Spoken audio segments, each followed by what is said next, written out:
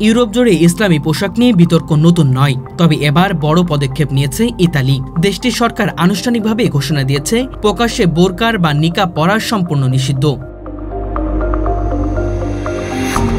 জনসমাগম স্থল, সরকারি অফিস, শিক্ষা প্রতিষ্ঠান, হাসপাতাল কিংবা পরিবহন ব্যবস্থায় কোনো নারী বোরকা বা মুখ ঢাকা নিকাব পরতে পারবে না।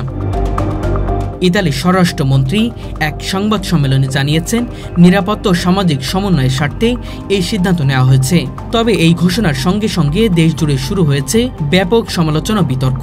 মানবাধিকার সংস্থাগুলো বলছে এটি ধর্মীয় স্বাধীনতার উপর সরাসরি আঘাত এবং মুসলিম নারীদের মৌলিক অধিকার হরণের শামিল। ইতালির ডানপন্থী নেতৃত্বাধীন সরকার বারবারই অভিবাসন ও ইসলামী সংস্কৃতির প্রসার নিয়ে কড়া অবস্থান নিয়েছে।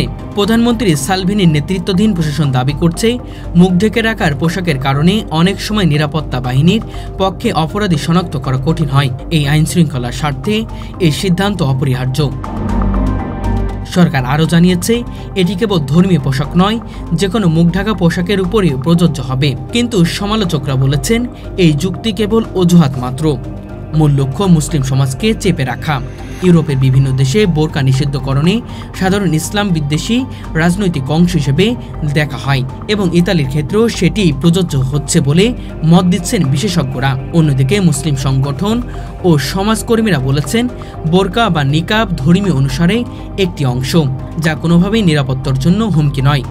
রোমান ইসলামিক কাউন্সিল এক বিবৃতিতে জানিয়েছে, আমরা আইন মেনে চলতে প্রস্তুত, কিন্তু ব্যক্তিগত বিশ্বাসের উপর সরাসরি হস্তক্ষেপ অগ্রহণযোগ্য।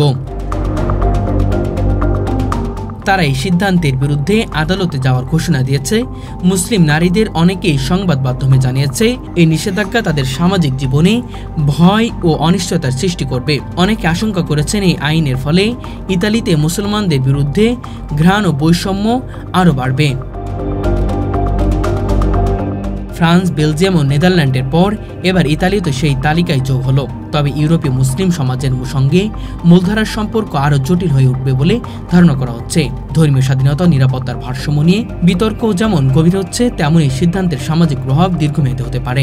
সবশেষে বলা যায়, ইতালির সিদ্ধান্ত শুধু একটি দেশের আইন প্রবর্তন নয়, বরং এটি ইউরোপীয় সমাজে ধর্মীয় স্বাধীনতার ভবিষ্যৎ নিয়ে বড় প্রশ্ন তুলেছে। এখন দেখার বিষয়, এই আইন কতটা টিকে থাকে এবং ইতালির আদালতে বা আন্তর্জাতিক মহলের বিরুদ্ধে কি পদক্ষেপ নয়। একদিকে সরকার নিরাপত্তা যুক্তি, অন্যদিকে মানবাধিকার দাবি, এই দুয়ের সংঘাতেই হয়তো নিরাপদ হবে ইউরোপে ধর্মীয় স্বাধীনতার আগামী পথ চলা।